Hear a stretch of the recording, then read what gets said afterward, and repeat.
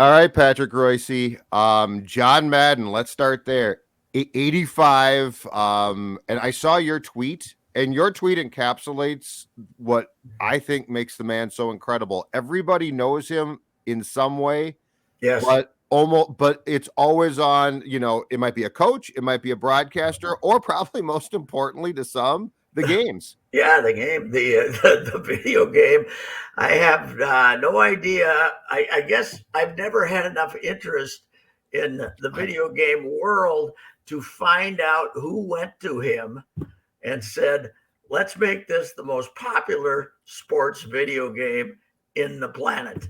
And I mean, my grandson, who's now 11, right, and about every 3 years he gets a new version, right? I mean, they don't get the new version annually because I don't know, Declan, what's it cost? What's a good Madden game cost? 60, 70 bucks? Yeah, $60 every year. Yeah, they come out with a new one every year. 60, 70 bucks. And once in a while, he'll play the old one for about 3 years. But, I mean, he plays guys all over the country. He might be playing a 30-year-old or an 8-year-old somewhere all over the country, playing in the morning up on his couch before he goes to school. And it is a phenomenal thing that he attached his name to that. And now you could go to guys and say, teenagers and say, "Did you know John Madden coached?" No. My dad told me he was a TV analyst, but I mean, he only coached 11 years, right? 11 years. Yeah. Basically, because he hated flying. He was, he had ulcers, and I'm sure he was a very nervous guy, but his one-loss record was phenomenal. And the other thing is, he was one of the first really successful coaches at coaching reprobates. I mean, I read some stuff about him, how he said, he worries about jumping off sides, and he worries about silly penalties. He doesn't worry about what happens as long as they don't get arrested. He doesn't worry about what happens when they leave the stadium. Of the 4 Viking Super Bowl losses, they had no chance against Miami because Miami ran it down. But that was the indication that the honeymoon was over when Oakland just kicked their ass. And Stewie Voigt and a couple other guys always told me that 75 was the end of the peak, and 76 they were starting to get old and go downhill. And old Viking fans still complain about a fumble when they could have went in and went ahead early. But hell, the Vikings blocked the only punt that Ray Guy ever had blocked in that game, and he got a touchdown, and they still got their ass kicked. But yeah, I was thinking last night at 1 a.m, I was exchanging ideas. You know what he was as an announcer? We had the Monday Night Football phenomenon, right? Yep. And Dandy, yep, and Cosell and Gifford that really, Gifford was the bland guy, but that really built for want of a better word, the NFL brand to new heights, right? Yep. And when Monday Night Football started becoming just another game, just another telecast, they still did good ratings, but just, another game. This guy came along and created the same vibe without working as hard at it, right? By just letting his natural personality go out. Cosell was always a shtick, and then Don Meredith was always a shtick. I don't think it was shtick for this guy. I think he just loved going to a football game. I think he also he might have been the first guy really to bring coach speak and coach in the booth.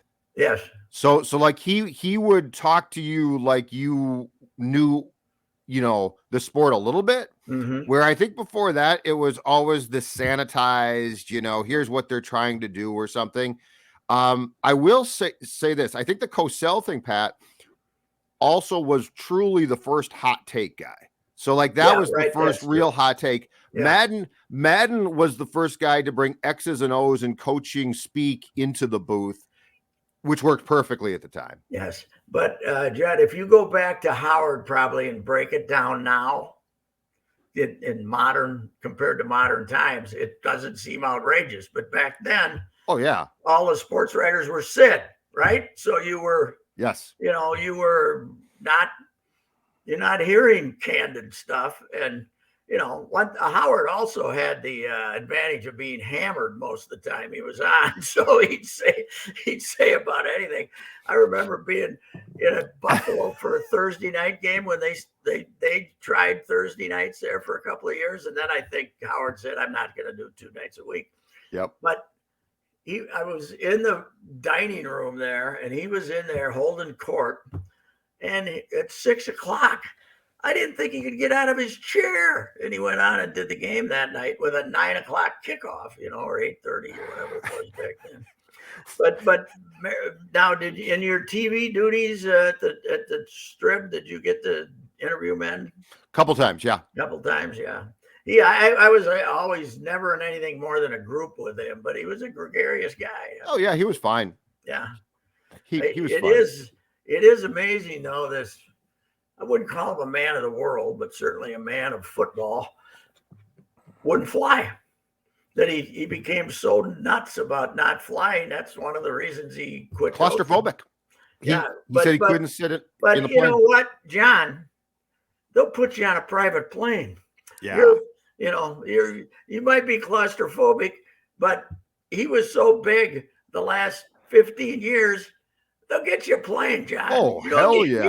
Fox would have bought You don't need to a be plane. sitting next to some fat ass nigga like me and coach, they'll get you a plane, man. Well, I mean, he got the bus though. I think he became, so I don't think what he started out, Pat, was a shtick. Like, I think that was him, but I think it became a shtick. Oh, yes. Yeah, that is. Oh, it did become a shtick. Because that was his shtick, yes, the bus and. I was trying to explain. I mean, Katie's heard of the guy and knows the guy, but I was trying to explain to her the bus thing, and she was confused. I said, well, the last 10 years he had the bus, there wasn't a major newspaper in the country or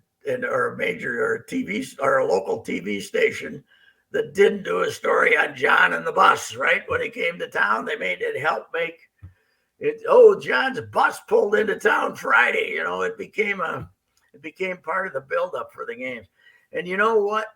I mean, Summerall and Brookshire, I guess, started a lot, but he had a lot to do with Cowboys being, yes. They were on so damn many times at 3:15 on Sunday, that 3:30 on Sunday, him and Summerall, they had a lot to do with making the Cowboys.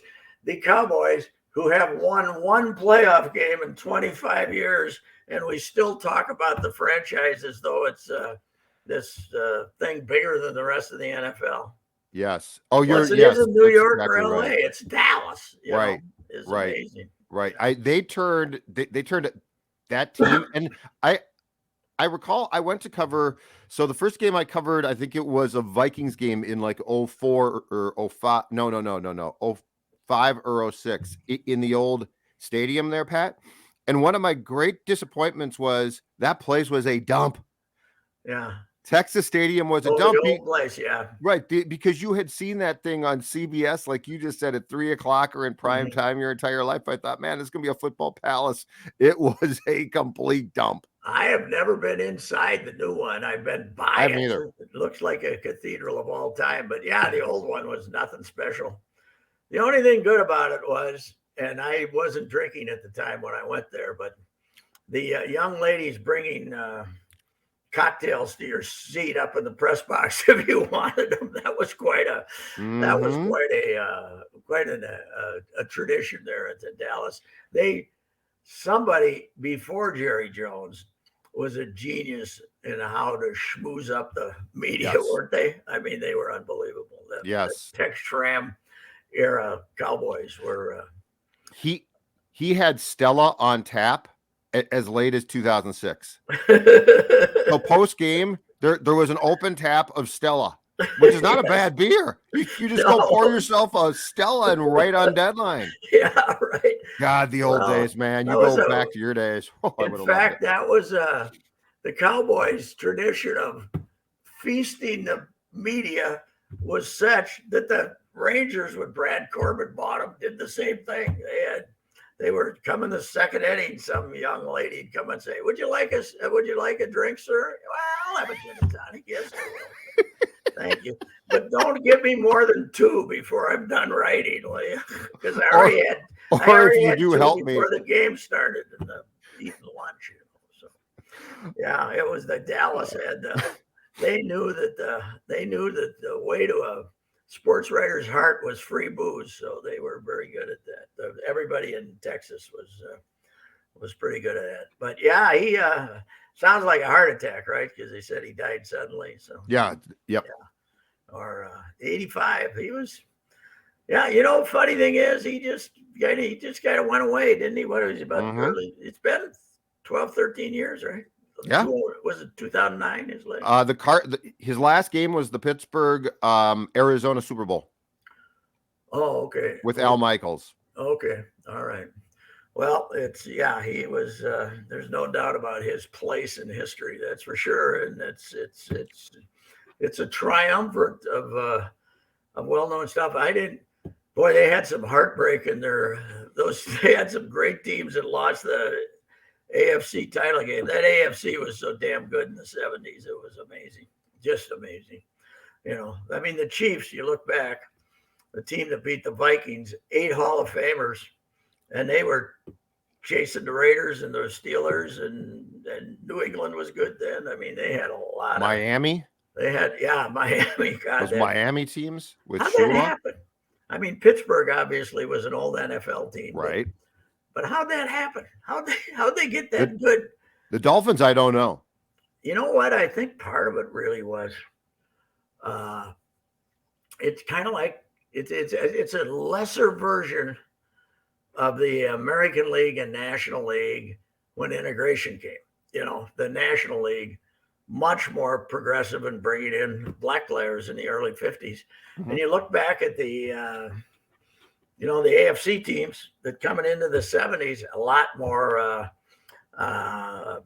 really great black players. They were extremely aggressive. They weren't afraid to play them at any position. And it was, I think they were just a step ahead in the whole process of finding the best athletes. Madden and Al must have been a great team too, man, because that's 2 guys that were probably football crazy. Yeah. Davis and Madden. Oh yeah. Yeah. Al was a genius at the time. Well, and Davis, Madden was a kid, 32 years old. And he got mad at the other coach, Ray, who was it? Ray Yock or somebody. Who was he? Got mad at some other coach and gave Madden the job because he was, I think the secret with Al was you'd have to go in and listen to him, right? Every day for an hour to tell you, because there's no doubt Al was a football genius, but you had to, know who the boss was back then. So. Bow at the altar of Al Davis. But yeah, I think John Madden was, I was watching part of the documentary last night. I think he was like 42 when he retired from coaching. Yeah, right. Yeah, he was a kid. How long before he went on TV? Almost immediately. Almost immediately. He said they offered him a small package of games at CBS to see how he would do. And at first he said, I don't think so. And then thought, if I don't take it now, I might not get this again. And so, but what I didn't know what was his audition game. So the game that wasn't broadcast, but just to see how he would do at the LA Coliseum with Bob Costas, who at that time was doing a small package of games for CBS. So it was Bob Costas and Madden doing a practice game. I would like to find some mid 80s guy who's still sharp, who was a high school teammate on a football team with Nick Bockwinkel and John Madden. They were high school teammates, and I just saw that. Somebody put that on my Twitter feed the other day. A clipping of the starting lineup will be Nick Bockwinkel, the greatest talker in the history of wrestling, and Madden were high school teammates in football. No kidding. Yeah. I had no idea. I would love to find my some God. 85-year-old teammate who there might have been some locker room pranks and inappropriate behavior and towel snapping going on when someone walked through there bare-assed in You the think? locker room, right? Just a little bit? Yeah, Yes. might have been they might have had contests for the new guys. I got a hunch hazing was allowed back then. Hey, guaranteed rate bowl, Pat. Guaranteed rate bowl. Had I'll never tell had you a what, chance with those Gophers playing. Congratulations, PJ. You did a great job holding the score down. That was a physical mismatch. That West Virginia had no chance against these guys. I mean, the first three possessions, I had this today, 21 plays for 148 yards for the Gophers, 11 plays for 6 yards for the other guys. It was only 8-0 because the kid missed the chip shot field goal and then the other guy fumbled. But I guess the whole goal was not to look good, but it was to just win the game, huh? I mean, they got down on the goal line, and now he can be the benevolent guy who didn't score the last touchdown, blah, blah, blah, with 2.5 minutes to go. Well, part of his whole fraudulent, what a nice guy I am deal. But, it was, I mean, that is a talented team, the Gophers. They have a hell of an offensive line. They pointed out last night they had the graphic, and now this is a little distorted with the right tackle, Khalil. But what their average weight is 335, and the Vikings is 307, yes, something like that. Their average weight is more. Yeah, I mean they're all four of them are graduating. The other guy's coming back for his 6th year. He got hurt early, but. This is the best offensive line he'll ever have. He can coach for the rest of his life, and he'll never have a better offensive line than this. And defensively, they got really good when you consider how rotten they were last year. They slapped that thing together. This guy can coach a little bit. I think he can. Rossi, I think he's good. And when he got the job, he got fired at Rutgers. They thought he was a dummy at Rutgers. Well, maybe he didn't have any players. He can coach. But I think all of us who blame Sanford for the way they ran their offense now know that it wasn't him. It's the coach. It's PJ.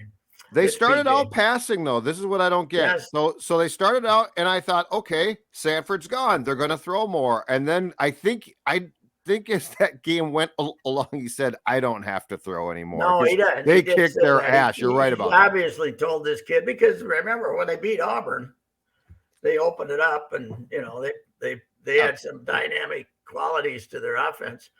But I think the getting Soroka back, or however we pronounce his name, will be a big upgrade for this team. But he won't have as talented of a team next year as he had this year. I don't think they did not get the most out of this. I still can't figure out how they wound up in that game, though. 9th highest paying bowl that the Big Ten was in. So basically last in the pecking order. Who wanted some of these other teams? The Outback didn't want him back. I know which makes no sense. I know last that. Time they and they traveled. They showed up last time. So we travel. If it's warm, we'll go. Yeah, we're bragging about selling out our 4,000 allotment of tickets. I got news. This is like Gopher fans couldn't have gotten any more if they wanted them. They probably had 12,000 people there. But hey, we sold out our allotment. Yeah, call them up and go stand outside the stadium. They'll sell you 12 for $20. Oh, I wouldn't pay $20 for 12. I'd pay about $5. Did West Virginia have a bunch of guys? I know the running back bailed out. No, they just weren't good.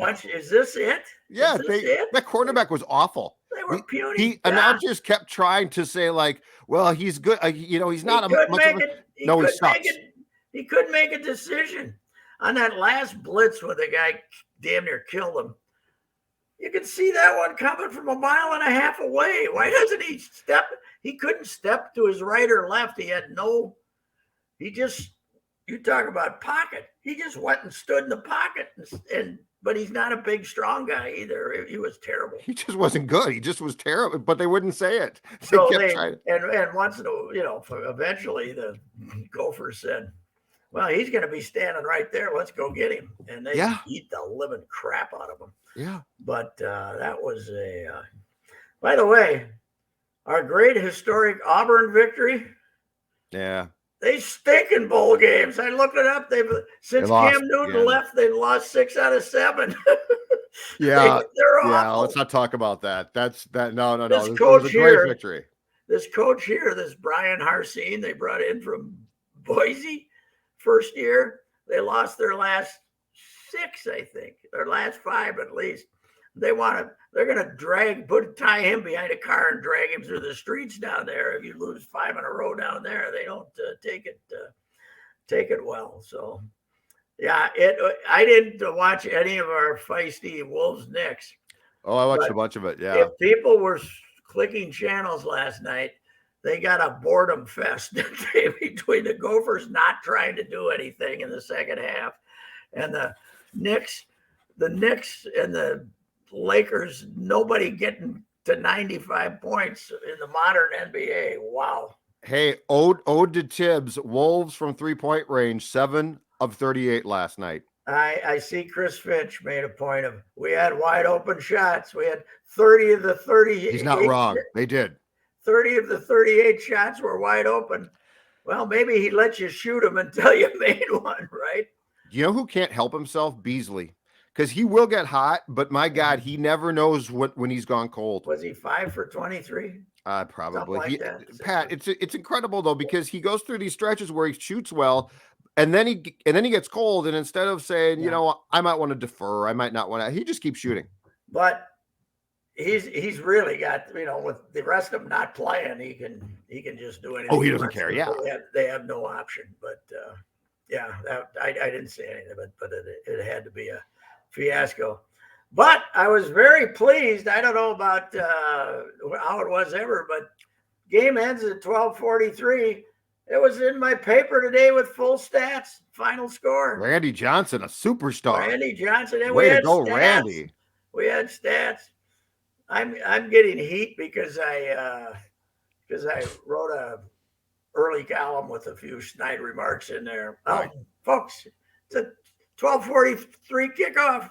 12:43 a.m. kickoff. End. We don't have any time. 1 minute to get. Well, were you going to write a column from your couch summarizing the game? Yeah, I don't know what they wanted. I don't know. They did. You know what?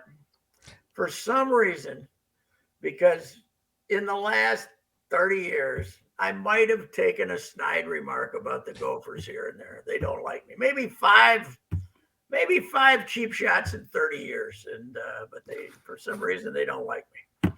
Right. And doesn't change the fact we can all agree on this. Fleck had a really talented team this year. They won 9 games, and he's still a phony. Okay. We can all agree on that. Right. Yes, and we also can agree on this. You still lost to Bowling Green. That's even the announcers last night said, I still can't explain that Bowling Green loss. Mm-hmm. And those guys were as positive as any announcer can possibly. God, this is the real him. They did Rod Gilmore. Was it Rod Gilmore? Yeah, Rod Gilmore and Dave Fleming. This is the real him. No, it's not. No, it's not. That's not him. No, nobody wears that suit on purpose. They do it for there's a reason they're doing it, walking around there like a 12-year-old kid going to his first communion, so anyhow. All right, sir. We will we'll talk to you soon. Talk to you Friday. And all you people out there trying to catch a flight, Sun Country or anything else, God, am I happy I stayed home this Christmas vacation. If you're gone, we may never see you again. It's unbelievable. I'll talk to you. See you, Pat. Yeah, goodbye. Bye.